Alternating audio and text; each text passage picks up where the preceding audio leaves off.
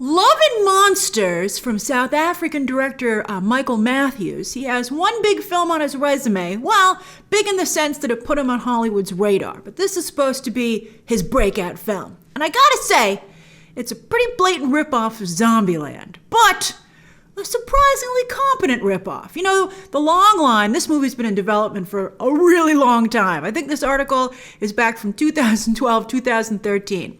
But anyway, they said, oh, it's Zombieland meets Mad Max with a twist to John Hughes. And I see the John Hughes as well.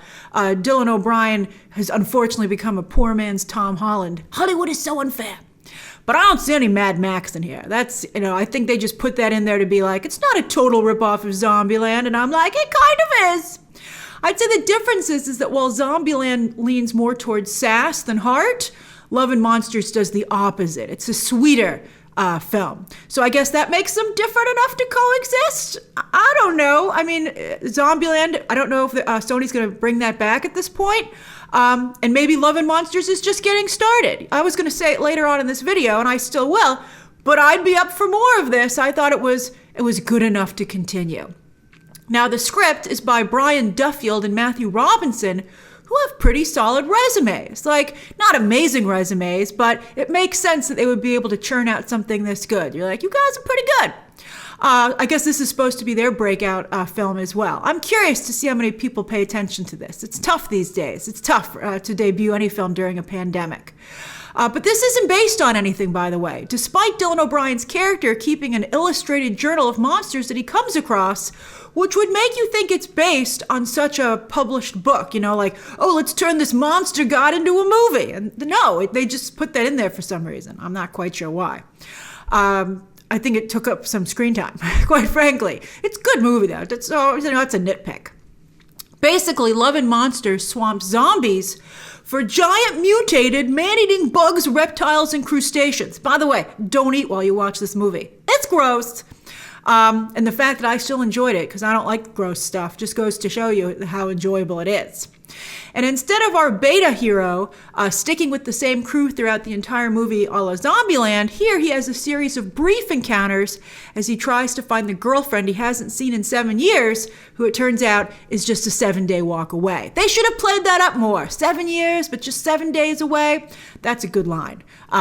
Again, just if I could tweak it a little bit, even at least in the advertising campaign. 7 years, just 7 days away.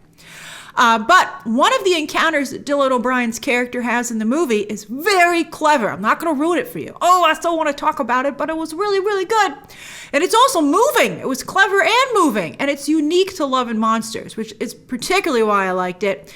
And I felt it was the best encounter he had, because it was one of the times that Love and Monsters didn't feel like anything else, that it was very much its own movie. It wasn't, borrowing from something else. Also, Dylan O'Brien is joined by a dog on this journey, who is one heck of a canine actor. Wow, I don't even really like short-haired dogs. I know you guys are going to be like, what, Grace? I'm sorry, I don't. But I love this dog. This dog was amazing. I liked him from the moment I saw him. He had the most beautiful eyes. I swear any moment he could have talked. He was emoting that much. He had a cute little house when we first meet him. Oh, so cute. I loved it so much. He does something when he first enters his home, and it actually made me laugh out loud. It was so adorable. Again, I don't want to give it away. That dog was great. It was that was also unique to this movie. It was a stroke of genius giving that, Dylan O'Brien's character a dog on this journey. It was like Toto. It was a little bit Wizard of Oz-like too.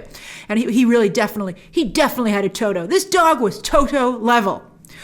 Also, just when you think the film is your standard apocalypse road trip movie, there are a number of twists and turns, especially in the third act, which really surprised me. I'm pretty good at seeing stuff coming because I watch a lot of movies and TV, and this stuff was a surprise. A few things I saw just a few seconds before they happened, but I was like, that's very good.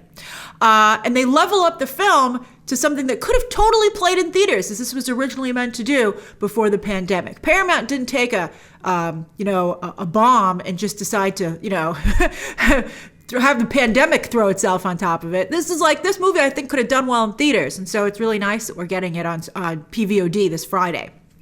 Also, on the note of it being worthy of theaters, the VFX are very good. I mean, they're cartoonish. The designs of these monsters are cartoonish, but they're very believable. You know, you felt like Dylan O'Brien was actually fighting these monsters and running from them. A couple of times I was like, wow, this movie was not cheap to make. This is very good.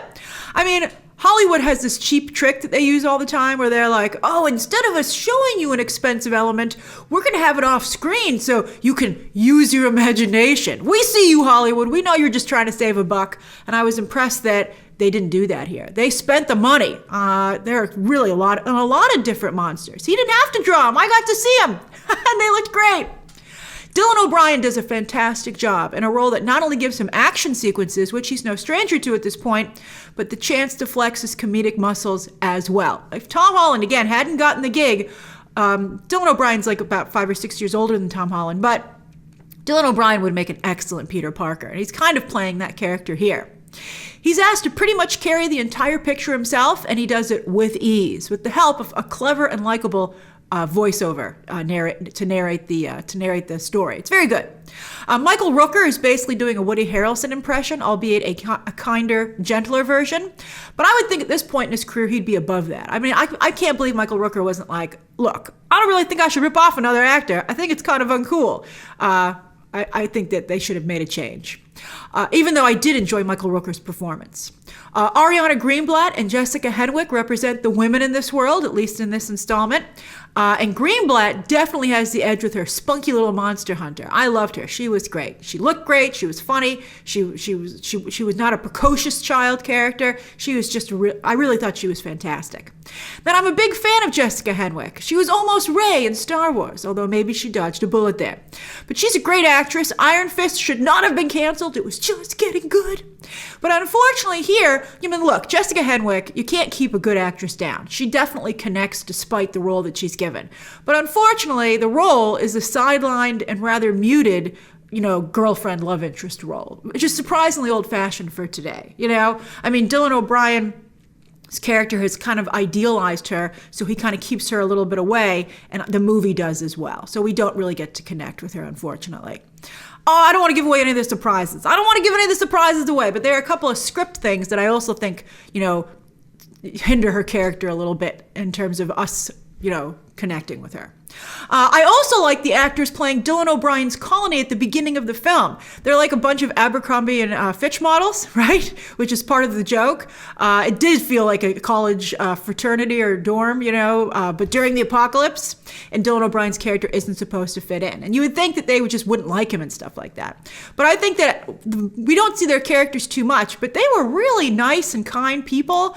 And I thought that the actors who played them gave them a surprising amount of depth with that little bit of screen time. I really liked them. In fact, as I said, this movie was such a surprising treat. I'd be up for a sequel or turning it into a streaming show.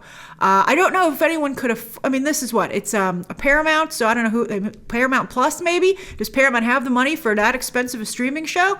I guess we'll find out. But I think this is, I would not give up on this. There's potential to continue this for sure.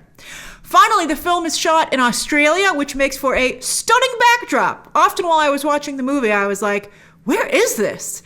This foliage is amazing. Where are we? They had a lot of beautiful, wide shots of the terrain because, it is to some degree a road trip movie. And I stuck around through the credits because I wanted to see if there was an end credit sequence. There's not. There's a bit of a tease, but it's right before the credits. So but I watched the credits just to be sure. Well, I fast-forwarded them. But as I was stopping and starting, because I don't, you know how it is when you get to the end, if you get to the very end, it'll just go to the beginning of the movie, and you're like, no. So I was trying to get to the end, and I saw that they shot it in Australia, and I was like, wow, that's beautiful country. So yes, I think Love and Monsters is definitely a worthy purchase at $25. I know, that's expensive. But it would cost that much for, in New York, that's one ticket, but I think in other places that's 2 tickets. You can watch it again. I'm not sure what extras it comes with. I forgot to check before I filmed this. Maybe it has a making of with it. That would be cool.